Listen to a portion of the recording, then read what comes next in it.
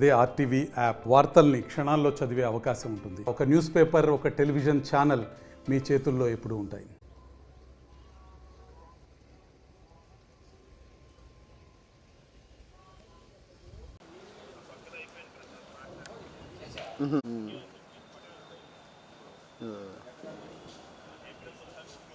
నిన్న పిఠాపురం జనసేన పార్టీ ఆవిర్భావ దినోత్సవంలో మన మాజీ మంత్రి, మాజీ వైఎస్ఆర్సీపీ నాయకులైన బాలినేని శ్రీనివాసరెడ్డి గారు అక్కడ ఏకరువు పెట్టిన అంశాల గురించి మీకు కొన్ని నిజాలు చెబుదామని. బాలినేని శ్రీనివాసరెడ్డి గారికి అసలు వెంకటేశ్వర స్వామికి, పిఠాపురం అమ్మవారికి మహత్యం ఉందని నమ్ముతున్నాడో లేదో మాకు అర్థం కావట్లేదు. కానీ వెంకటేశ్వర స్వామి సాక్షిగా వాళ్ళ పేర్లు చెప్పి అబద్ధాలు చెప్పటం చాలా ఘోరమైన తప్పని ఈ సందర్భంగా తెలియజేస్తున్నా. ఎందుకంటే బాలినేని శ్రీనివాసరెడ్డి గారు ఎవరికన్నా అసూయతోటో కీడు కోరతారేమో కానీ మేము ఆయన్ని కీడు కోరట్లా. ఎందుకంటే ఆయన దేవుడి మీద ప్రమాణాలు చేసి నేను అవినీతి చేయలేదని అంటాం. అమ్మవారి సాక్షిగా మళ్ళీ అక్కడికి పోయి, ఇక్కడ వాళ్ళకి అందరికీ తెలుసు, ఆయన ఓట్లన్నీ అందరికీ అర్థమవుతాయి. అక్కడికి పోయి అమ్మవారి సాక్షిగా అని చెప్పి ఆ గద్గద స్వరంతో ఊగిపోతా మా నాయకుడిని ఎట్ట గెలుస్తాడో చూస్తానంటాం. జగన్మోహన్ రెడ్డి గారిని గెలుపోవటమని నిర్దేశించే శక్తి బాలినేని శ్రీనివాసరెడ్డి గారికి ఉందది ఆయన అర్థం చేసుకోవాలి. తర్వాత చాలా సందర్భాల్లో మేము పార్టీలో అందరికీ తెలుసు, పార్టీలో ఉన్న నాయకుడి పట్ల ఎందుకులే తక్కువగా చేయటం అనే ఉద్దేశంతో కలిసి తిరిగి గవక్కన మాట్లాడకూడదనే మొహమాటంతో మాట్లాడకపోతుంటే ఆయన అబద్ధాలు కొనసాగుతూనే ఉన్నాయి. ఆయన రాజశేఖర రెడ్డి గారికి నా బంధువుని, ఆయన పెట్టిన భిక్ష అంటున్నాడు. రాజశేఖర రెడ్డి గారికి మీకు మధ్య ఇంకేమీ లేదా? రాజశేఖర రెడ్డి గారు మీకు ఏ విధంగా బంధువు అయ్యాడు? వైవి సుబ్బారెడ్డి గారి చెల్లెల్ని మీరు చేసుకున్నందువల్ల బంధువు అయ్యాడు. వైవి సుబ్బారెడ్డి గారు నీకు టికెట్ ఇప్పడానికి ఎంతమంది కాళ్ళు గడ్డాలు పట్టుకొని ఉంటాడు? అది ఆయన తెలుసు. ఆయన బయటికి చెప్పలేక ఎవరు ఆత్మీయులేని మా బొట్టలు కొంతమంది చెప్తుంటారు. ఎంతమందిని ఆయన బతిలాడుకుంటే ఒంగోలు లాంటి టికెట్ నీ దాకా వచ్చింది. వాళ్ళు మాకు వచ్చే అవకాశాలు కూడా వద్దు, మా చెల్లెల్ని ఇచ్చాం, బాధపడుతున్నాడనో ప్రాధాయపడుతున్నాడో ఏదో ఇక నువ్వు పెట్టే బ్లాక్మెయిలింగ్ అంతా వాళ్ళు లొంగి రాజశేఖర రెడ్డి గారిని ఆయన పర్సనల్గా బతిలాడుకొని ఇంకా ఆ రోజు జిల్లా నాయకులందరినీ, మాగుంట కుటుంబాలని వీళ్ళందరినీ రిక్వెస్ట్ చేసుకొని టికెట్ ఇప్పించుకుంటే రాజకీయాల్లోకి మీరు రావటం జరిగింది. తర్వాత త్యాగం చేశానని ఆయన క్లెయిమ్ చేస్తూ ఉన్నాడు పార్టీలో. మంత్రి పదవిని తృణప్రాయంగా త్యాగం చేశాను జగన్ గారి కోసమని. అమాయక జనానికి చెప్తే నమ్ముతారో కానీ జగన్ గారికి తెలియదా నువ్వు త్యాగం చేసింది లేనిది? రాజశేఖర రెడ్డి గారి మరణం తర్వాత ఇద్దరే వ్యక్తులు రాజీనామా చేసింది పార్టీకి. ఒకటి కొండా సురేఖ, రెండు పిల్లి సుభాష్ చంద్రబోస్. మీరు రోషి గారి ముఖ్యమంత్రికి ఉన్నంతకాలం మీరు మంత్రిగా కొనసాగారు. తర్వాత మంత్రివర్గం మారి కిరణ్ కుమార్ రెడ్డి ముఖ్యమంత్రిగా బాధ్యత తీసుకునేటప్పుడు కొత్త క్యాబినెట్ని ఎన్నుకుంటారు. ఆయన నీ సామర్థ్యం పట్ల నమ్మకం లేక నిన్ను క్యాబినెట్లోకి తీసుకోలే. 2 నెలలు నువ్వు వెయిట్ చేసావు మంత్రివర్గంలో స్థానం దొరుకుద్దేమోనని. ఓదార్పు యాత్రకు కూడా మీరు మొహం చాటేశారు. ఇక ఎట్లాగూ మంత్రి పదవి రాదు కదా, జగన్మోహన్ రెడ్డి గారి దగ్గర కూడా వెనకబడతామని చెప్పి అప్పుడు మీరు పార్టీలోకి వచ్చి తిరుగుతా జగన్మోహన్ రెడ్డి గారి కోసం త్యాగం చేశానని చెప్పటం పెద్ద అబద్ధం. ఇవన్నీ నిజాలు చెప్తా అంటే నిజం చెప్పేవాడు ఎవరు? నేను నిజాలే చెప్తున్నాను చెప్పడు.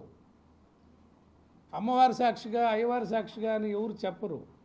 బిడ్డల సాక్షిగా, మనవాళ్ళ సాక్షిగా అని ఎవరు. ఎందుకు? అసలు నీ క్రెడిబిలిటీ ఉంటే నువ్వు చెప్పే మాట జనంలో వింటారు కదా. కొడుకు మీద ఒట్టేసుకోవటం, మనవడి మీద ఒట్టేసుకోవటం, ఆఖరికి వాళ్ళ ఒట్లు సరిపోవని సాక్షాత్ వెంకటేశ్వర స్వామి మీద ఒట్టేసి నేను అవినీతి చేయలేదంటాం. మీ నాన్నగారి ఆస్తులు కొంజేడులో ఒక ఎకరం కూడా అమ్మినట్టు మేము ఆ గ్రామంలో కనుక్కుంటే చెప్పలా. ఒక ఎకరం కూడా అమ్మినట్టు ఎవరు కొంజేడు గ్రామస్తులు చెప్పట్లా. మరి మీ నాన్నగారి ఆస్తులు అమ్మి రాజకీయాలు చేస్తే అసలు నువ్వు చేసిన రాజకీయాలకి మీ నాన్నగారి ఆస్తి ఎన్నిసార్లు అమ్మాలి? 5 సార్లు ఎలక్షన్ చేసావు.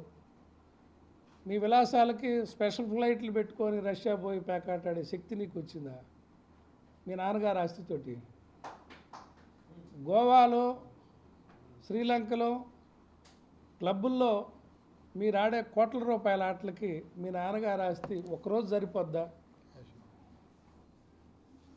మీరే చెప్పారు కదా, నాకు క్యాసినోకి వెళ్తానని, పేకాట ఆడతానని, ఇంకా చాలా విలాసాలకు నేను లగ్జరీగా ఉంటానని మీ మాటల్లో మీరే చెప్పారు.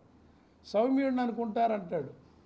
మీరు సౌమ్యుడని మీకు మీరు సర్టిఫికేట్ రాసుకుంటే ఎట్టవాసు గారు ఈ ఒంగోలులో ఎవరి జోలికి రాని బ్రాహ్మణుల జోలికి, నోరు లేని వయసుల జోలికి, వాళ్ళ ఆస్తుల జోలికి, వాళ్ళ మాన ప్రాణాల జోలికి వెళ్తేనే కదా వాళ్ళందరూ శాపం తగిలి మీకు ఇవాళ ఈ పరిస్థితి వచ్చింది. ఇది మీరు తెచ్చుకున్నదే కదా. ఈ జిల్లాలో ఎంతమందిని ఉన్నది 12 సీట్లు. 12 సీట్లకి ఎంతమంది అభ్యర్థులు మీరు ప్రోత్సహించేవాళ్ళు? ఇది అందరికీ తెలుసు కదా, అనుభవించిన వాళ్ళందరికీ. ఒక్కో నియోజకవర్గంలో 5 నుంచి 10 మంది అభ్యర్థుల్ని ప్రోత్సహించి గ్రూపులు పెట్టి వాళ్ళ దగ్గర మీరు ఏమేమి ప్రలోభాలకు లొంగారో అన్నీ డీటెయిల్గా మీరు చెప్తా ఉన్నారు కదా జగన్ గారి గురించి. అది చెప్తే వాళ్ళందరూ చెప్పాలని ఎదురు చూస్తున్నారు పాపం.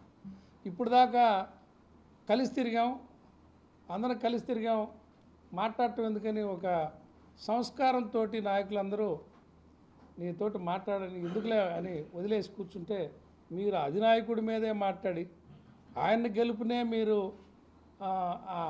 ఆయన గెలుపోవటం వల్ల మీరు శాసిస్తారన్నప్పుడు ఇక మాట్లాడటం తప్పదు.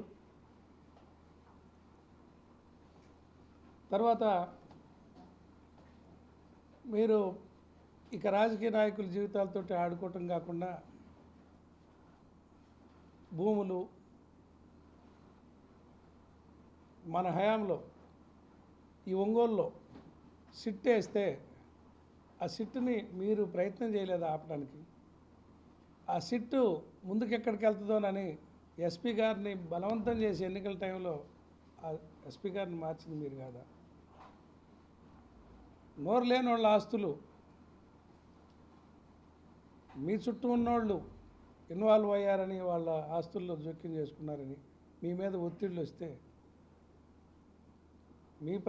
మీ దాకా వస్తాయేమన్నో ఎందుకో మీరు కంగారు పడలేదా? తర్వాత ప్రతిపక్షంలో ఉన్న వాళ్ళని బూతులు తిడతా అదే జన సైనికుల మీద, అదే కూటమి నాయకుల మీద మీరు కేసులు పెట్టి వాళ్ళందరినీ హెరాస్ చేసి ఈ ఒంగోలులో ఇప్పుడు వాళ్ళ కాడికి పోయి వాటాలు అడుగుతారే. పవన్ కళ్యాణ్ మీకు వాటాలు ఇవ్వాలా? మీరు ఏం పార్టీకి పనిచేశారని వాళ్ళ పార్టీకి పోయి మీకు వాళ్ళు వాటాలు ఇవ్వాలా? అక్కడ నవ్వుకుంటున్నారు మీరు మాట్లాడుతుంటే. స్టేజ్ మీద కూర్చున్న జన సైనికులు అందరూ, ఆ వీర మహిళలు, వాళ్ళందరూ నవ్వుకోవటం మీకు అర్థం కావట్లేదా వాసు గారు? మీకు వయసు పెరుగుతుంది, మిమ్మల్ని అనాలన్నా మాకు సంస్కారం అడ్డం వస్తూ ఉంది. అందరం కలిసి తిరిగాం. ఈ రాజశేఖర రెడ్డి గారి కుటుంబంతో, వైవి సుబ్బారెడ్డి గారి బంధుత్వంతో మీరు ఎదిగి 1000 కోట్ల సామ్రాజ్యాన్ని మీరు సృష్టించుకొని, మీ వియంకుడు ఊరు మీ బినామే కదా. మీరు 100 ఎకరాలు బినామీల పేరుతో గ్రానైట్ లీజులు, 100 ఎకరాలు క్వాడ్జి లీజులు, 1000 కోట్ల సామ్రాజ్యం అందరికీ తెలుసు. ఎంక్వైరీ చేయమని అందరి మీద ఎంక్వైరీ ఎందుకు? మీ మీద ఎంక్వైరీ వేస్తారనే కదా మీరు పార్టీ మారింది. మీ మీద ఎంక్వైరీ ప్రతిపక్ష నాయకుడు ఇప్పుడు నీ మీద ఇప్పుడున్న ఎమ్మెల్యే ఎంక్వైరీలు అడుగుతాడని కదా మీరు పార్టీ మారింది.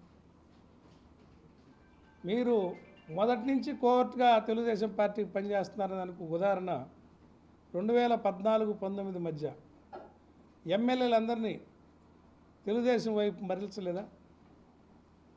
అంటే రెండు ప్రయోజనాలు దాంట్లో. పోతల రామారావు, గొట్టిపాటిరావు సీనియర్లకు ఉన్నారు కాబట్టి రేపు భవిష్యత్తులో ఏదన్నా జగన్మోహన్ రెడ్డి గారు వాళ్ళకి ఎక్కడ మంత్రి పదవులు ఇస్తాడోనని వాళ్ళను తొయ్యటం.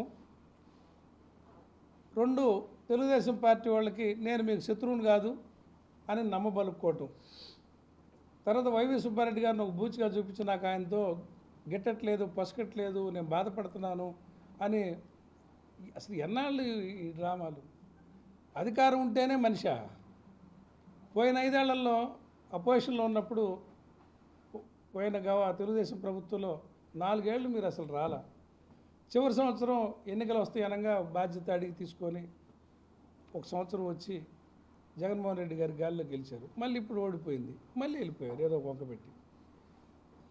అంటే ఒక రాజకీయ నాయకుడు కష్టమైన నష్టమైన నువ్వు నమ్ముకున్న సిద్ధాంతాన్ని బట్టి ఉండాలా.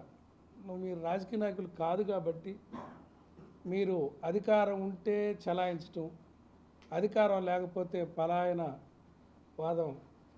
పలాయనం చెందటం ఇది మీకు మంచిది కాదు. మీ అంత మాత్రం పోళ్ళు మీరు అధికారం లేకపోతే పారిపోయి మీరు జగన్మోహన్ రెడ్డి గారు లాంటి యోధుడిని నేను ఓడిస్తానంటాం, ఎట్ట గెలుస్తాడో చూస్తానంటాం అనేది చాలా మీకు మించిన మాటలుగా నేను అంటూ సెలవు తీసుకుంటున్నాను. మరిన్ని వీడియోస్ కోసం ఛానల్ ని సబ్స్క్రైబ్ చేయండి. లేటెస్ట్ అప్డేట్స్ కోసం వాట్సాప్ ఛానల్ ని ఫాలో అవ్వండి. ఆ లింక్ డిస్క్రిప్షన్ లో ఉంది.